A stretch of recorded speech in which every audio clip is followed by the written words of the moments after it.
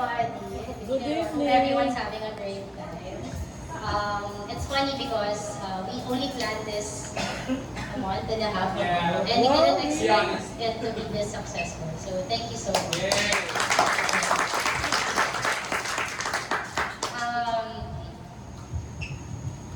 Iyak na, wala pa sinasabi. So it's again, thank you kasi for keeping the tradition alive. It's again, parang like what Papa said during my wedding. When he saw the number of people who attended our wedding, he was like, I'm in awe. Like, I wish I could have what you have. But now, seeing you guys, 30 years, when I was making that video, it's something that, you know, again, like what my mom said, it's hard to achieve that kind of foundation. Let alone with my dad, he's plenty. He's a handful. So thank you for sticking through with it. Kasi kami wala kaming choice. Joke. Anak na kami. Okay, so anyway. So I'm Trisha, Dennis's favorite daughter. Because I'm the only one. I'm the only one. Mommy's favorite granddaughter in the Philippines. Wife of the equally favorite grandson-in-law, AJ. And planning this simple event for both of them has been actually a special journey for us, their family. After the pandemic, you know, the meaning of life and the lives of the people close to our hearts became extra special, one that we must treasure.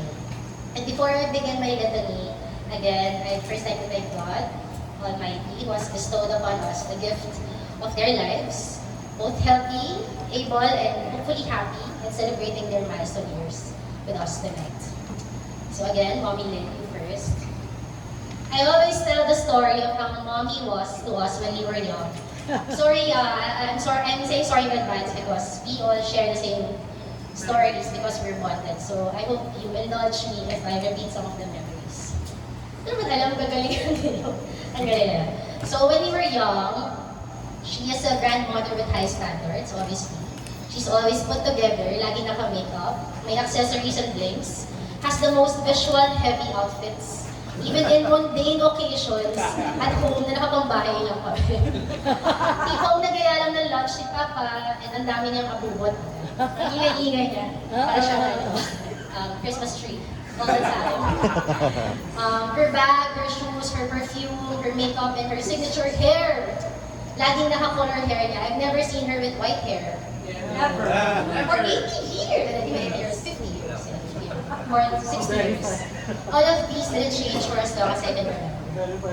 That's why, whenever we go to her place before to celebrate either Christmas or New Year, I make sure I wear the newest clothes. Kahit ito, bagong bili pa to. Just for her. And I iron my hair kasi if not, makakarinig ako kay Mommy. She would say, oh, bakit hindi ka mabilis? Pero bis ka na. Parang, oh my God, mama pahingi earrings. Or pag bis ka na, yun yung suot mo. Ano yung suot mo? She was very judgmental. Very. And I have to call it out. So when our teenage rebellious years hit, we would go, like what Mikey said and David, hide in our rooms talaga whenever we hear her car arriving to our house. Her famous tone, okay, si Dennis, mga bata, tulog mo. Would always and kinakabahan na ako. It pushed me to the restroom until I'm ready to show my supposed beautiful makeup self to her. Basically, she always expects the best from us. As we got older and more mature, I've grown to admire this about her. I would always seek wisdom as to how she continues to be her best self all the time. She has this big personality and you will instantly feel the vibe has changed, like what Tito Len said, when she enters the room. She has this big smile.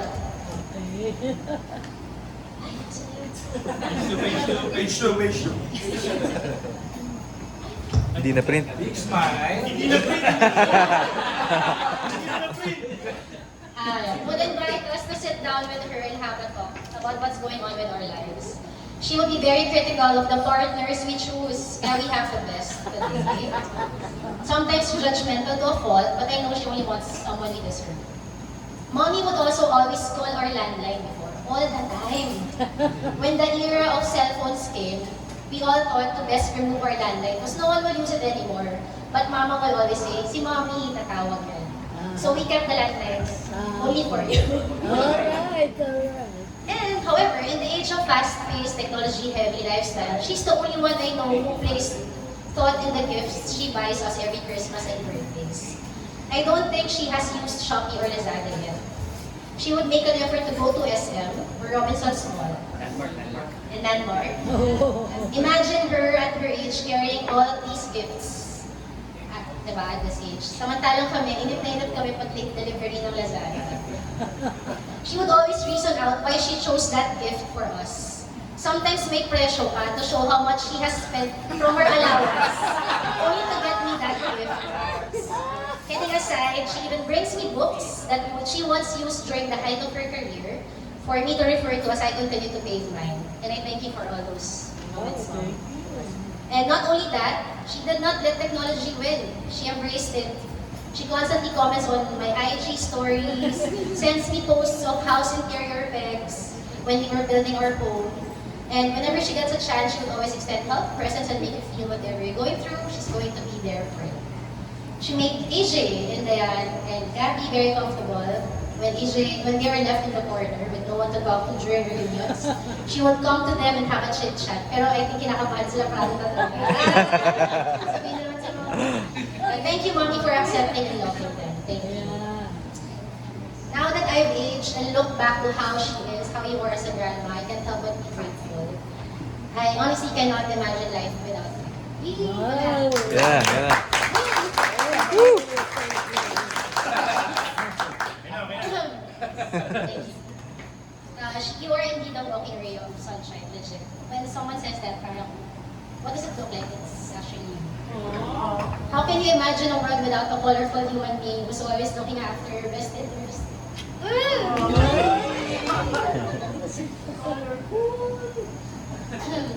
Who's highly interested in the little things even I myself am not interested anymore. Na kahit sino presidente manalo, kahit may war sa Ukraine, kahit nag-aaway ng parents ko, she was there to offer that smile, that comfort that everything's going to be okay. And if it's not okay, it's not the end, just it.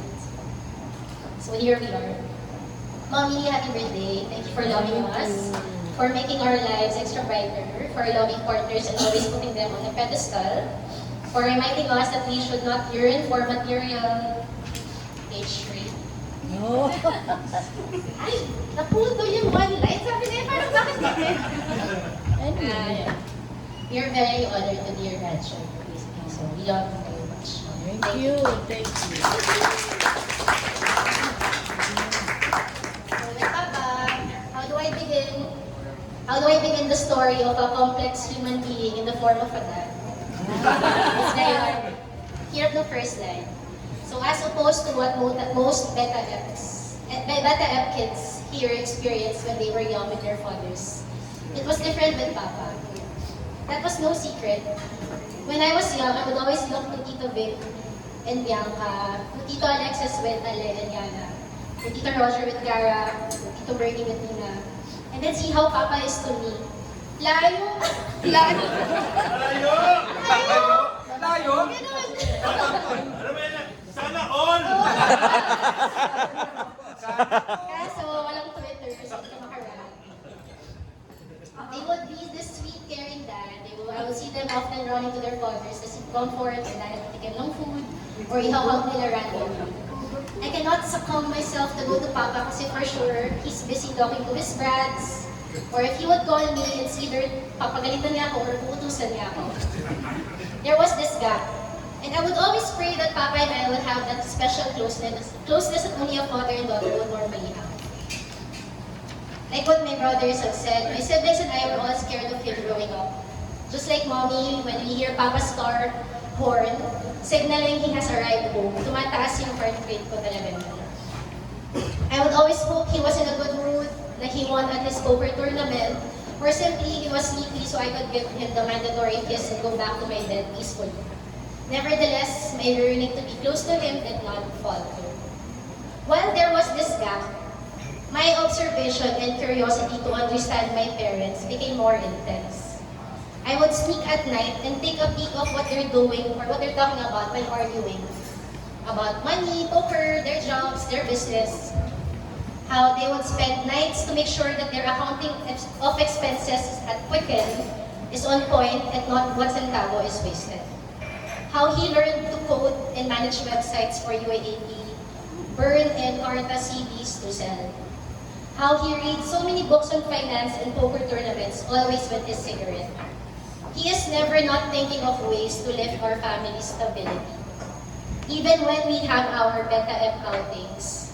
Sa Beta F talaga po, so pagka may outing, na-insecure talaga ako.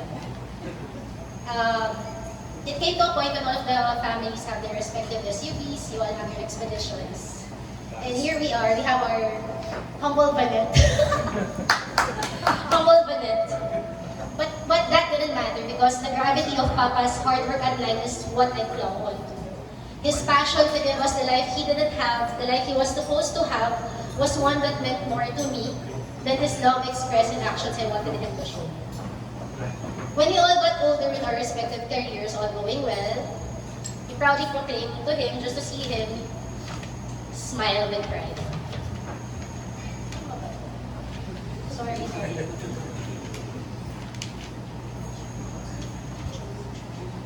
Yeah. And Cloudy being the cherry on the top. I always believed that was the pivotal moment, Cloudy. I was at the tip of the mountain where I saw the view I've been longing for so long. When Cloudy came, when we're all working na, that was when I saw Papa being Papa. We had family meetings not to hear his sermon, but him to listen more as we now proudly claim our accomplishments, our mishaps, our gimmicks, and mischiefs. All that has become of our lives, thanks to the sacrifices that he and my mom have done. What happened in our family became the foundation of my faith in God, to be honest. And I truly believe it's part of God's master plan, whatever happened to us. We didn't see it then because we were in a storm. But now looking back, I'm really just grateful we stuck with each other. We chose each other. And that is love. Love is the constant and active choice to do so. In spite of and despite of. It was a definitive point of understanding, and everything that he's done, whether good or bad, now makes sense to me. But of course, all of these assumptions will only remain as such until I hear it straight from the horse's mouth, which gratefully was validated during his speech at our wedding. It was one that I would often replay until now. On those days when things are tough, or challenging, or I feel unloved, insecure about yung mga trabaho, ganyan. Because that video always reminds me that I have that father-daughter relationship that I've been dreaming of before. That Papa would do anything, drop anything to be there for us and to validate us. He may have different means of showing his love to us. His methods may be unorthodox, but I trust that his intentions come from one of a loving father. There are so many great stories to tell about Papa, but that would mean I would eat up the time of the other well-wishers. And I could only pray you will have many more birthdays, Papa, for us to continue telling your story. Thank you for everything, Papa. The tears that we always have. Bakit mapapansin nyo whenever we do speeches, we always cry.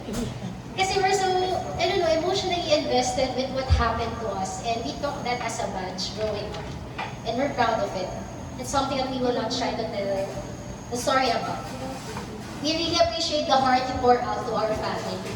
How you relentlessly guide us with passion and continue to support us in our decisions, even if sometimes it's against your will. We love you also with passion. We will continue to defend our family, to choose each other together, to carry on your legacy in our own individual paths, and bear the badge of being Dennis Gamboa's child. We are proud to be your own.